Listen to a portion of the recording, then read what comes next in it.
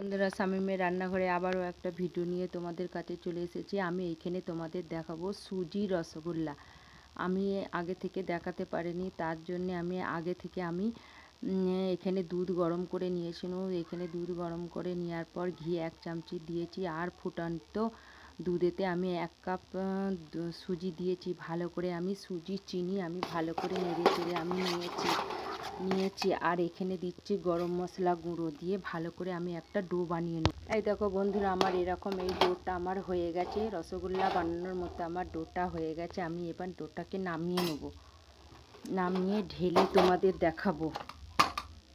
এই দেখো, এখানে আমি গ্যাস জ্বেলে দিয়েছি। আমি একটা গামলা পাত্র বসিয়ে নিয়েছি। এখানে আমি 1 বাটি জল দিচ্ছি, আর 1 বাটি জল দেবো, 2 বাটি জল দেবো। আর এখানে আমি দেবো এলাচের খোসা, আর এখানে আমি দেবো 2 কাপ চিনি। 2 কাপ চিনিতে আমি 2 কাপ জলে 2 কাপ চিনি দেবো। আমি চিনির শিরাটা আমি নেড়ে চেড়ে এইভাবে ফুটিয়ে নেবো যতক্ষণ না চিনিগুলো গলে যাচ্ছে।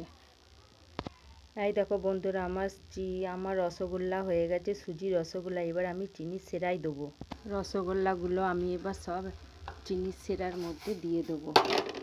দেওয়ার পর আমি হাই ফ্লেমে আমি 10 মিনিট জাল করে নেব। চাপা দিয়ে আমি 10 মিনিট জাল করে নিয়ে তোমাদের দেখাবো। বন্ধুরা, তোমরা দেখো রসগোল্লাগুলো কীরকম বড় বড় হয়ে গেছে, আমার ফুলে বড় বড় হয়ে গেছে। এটা আমি বন্ধ করে আমি রেস্টে 1 ঘন্টার জন্যে রেখে দেবো।